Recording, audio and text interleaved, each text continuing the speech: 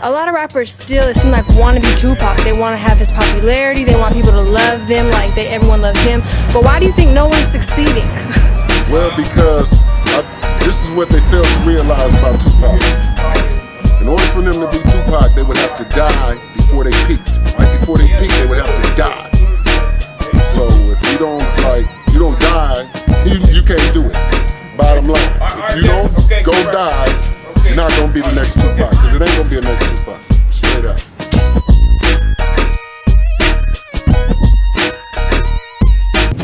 Even though Tupac Shakur's friends and family said he was dead, conspiracy theories ran wild that he was still alive. When you started hearing that, what was your reaction? I just shook my head and I thought, I don't know why people do this. You know, that happen. We see that happen very often on celebrity deaths. Elvis. And the people just don't want to accept the fact that someone that they admire so highly is actually dead. You know, we've seen it on many other celebrity deaths. Jimi Hendrix, Stevie Ray Vaughan, John Lennon. People just don't want to accept that. They come up with all these crazy ideas. But, and how they came up with this, I don't know, because even Tupac's mom said, my son is dead. This isn't some crazy conspiracy. He's not on some island in the Caribbean. My son is dead. Respect that. But and to this day, it still happens. But you saw him on the autopsy table. I saw his body. I can tell you he's dead. Yeah. Yo, YouTube, what up? It's your homie Gab. I'm in the building, and this is MAKAVELI Media. So finally, we got some fucking traction in the Tupac Shakur murder investigations court case against KEEFE D, right? Just to find out that once again, KEEFE D's trial, the start of it, is going to be postponed. It is what it is at that point. We know it's going to be a lot of posturing and games being played by the defense. And, you know, at this point, they trying to get some kind of strategy together. I bet it's going to revolve around the agreement he had with Greg Kading. But anyway, this video today is about Detective Phil Ramos speaking out again. He came out of seclusion, never heard of this guy before. Now all of a sudden he's right smack dab in front of the camera and speaking on some of everything. And when I say some of everything, this guy is even talking about conspiracy theories. Now, why in the world would a police officer, a detective, be concerned about conspiracy theories? All the crimes and shit going on in the world, let alone in his city, but he's concerned about a conspiracy theory that Tupac fans believe that Tupac may still be alive. See, that's why they couldn't solve the case, because they was concerned with shit that didn't have nothing to do with their job. Now, he went on to say he seen Tupac's dead body, and, you know, he said, fuck the autopsy photo. I saw his body, and I can guarantee you he's dead. Okay. Nobody definitively said Tupac was still alive. I know I didn't. But I would question things that didn't make sense. And all throughout Tupac's murder, there were several things that didn't make sense. Forgive me for questioning them, but some things needed some explaining, and some things still don't have a correct answer, if that makes any sense. But yeah, Phil Ramos said he can guarantee you. Like, who was he trying to convince? I mean, it's just asinine at this point. What was that for? Like, we talking about, okay, if that's nonsense and hearsay, we talking about something real now. You got KEEFE D incarcerated. His trial is about to begin. And Phil Ramos is talking about Tupac's fans not wanting to let go. He talked about Jimi Hendrix, and I think he said Elvis Presley and a couple other celebrities that people question were they still alive or not. But, I know the questions I was asking had valid points to them. Why was there the wrong height on his death certificate? Why was it the wrong weight? Why nobody ever cashed in the insurance policy? It was just things that just didn't make sense. That's all I was saying. What Tupac changed his name to why did Tupac change his name to Makaveli? Why is it exit Tupac and enter Makaveli after Tupac died? Wouldn't that be insensitive? For Tupac's family to read that, knowing that Tupac was just murdered? You got exit Tupac in it? Why is it Tupac depicted on the cross? Why would Mr. Feeney pull a plug in 6 days?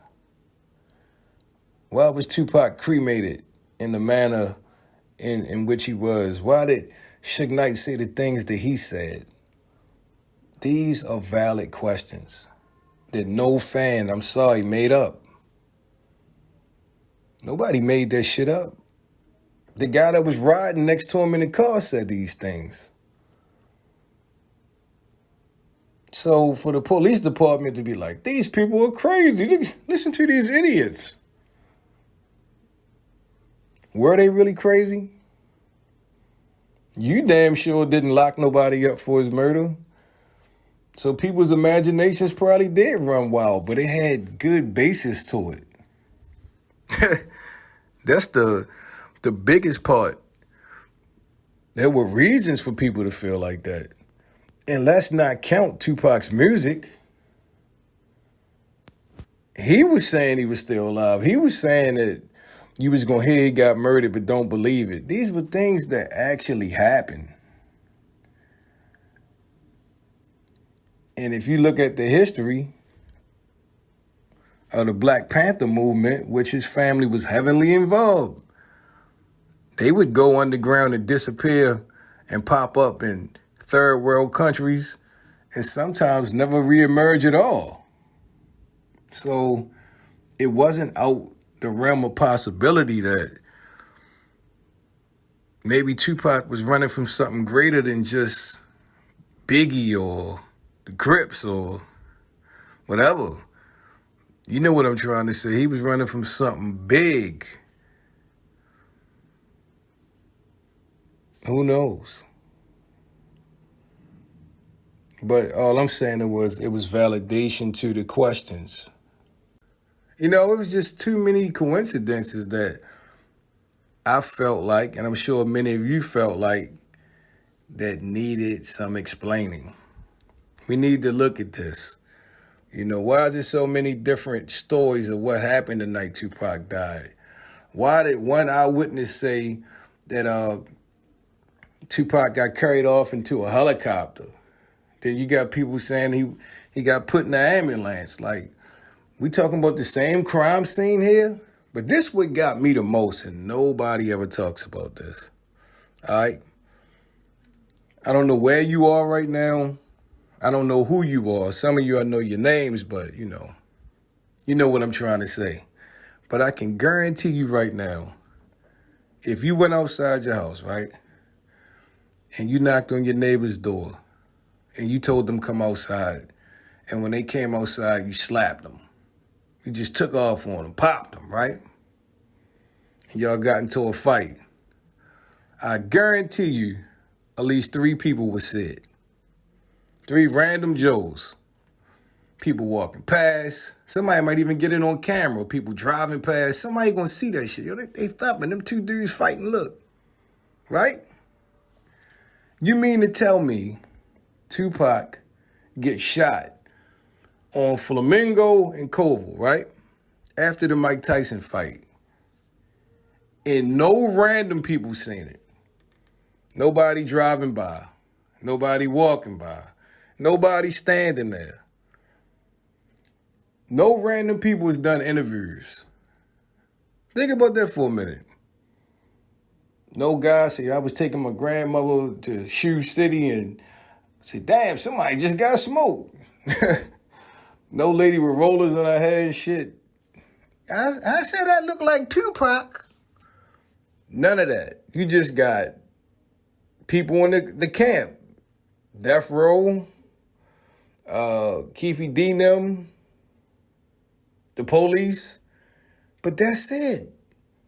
Those girls, okay. But where was the people driving by that said, hey, I saw that shit? You know, we was coming home from the fight and I saw it. Where all these people at? Not one person over the years say that they was passing by and witnessed Tupac get killed. Or they was down the strip that night when it was blocked off. I haven't seen an interview with one regular person yet. And I do find that odd, but yes, I do believe Tupac is dead. But it kills me when people try to poke fun or laugh at anyone that has their opinions on Tupac's death, and they can't answer the questions you hit them with. They can't. And now we're on the verge of possibly getting a conviction, hopefully getting a conviction for Tupac's murder. But it's still a lot of shit that will go unanswered. But Phil Ramos, he wanted to take time out of his busy schedule.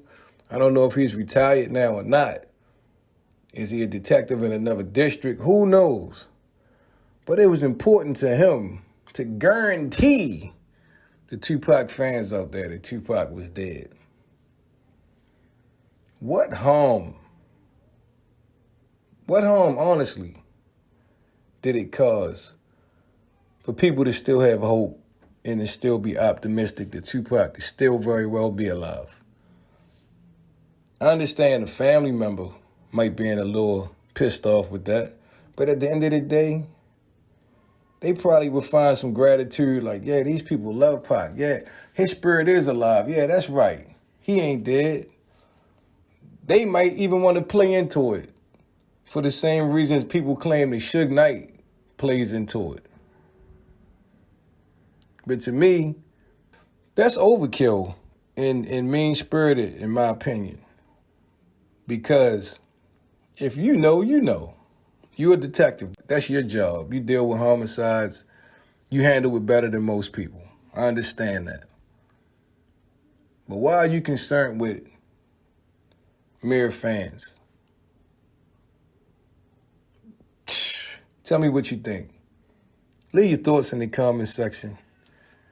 Don't forget to sub to the channel. This is Makaveli Media. Turn on them post notifications so you'll be the first ones to get it when I drop that shit. It's been a pleasure as always. I'm your homie Gab.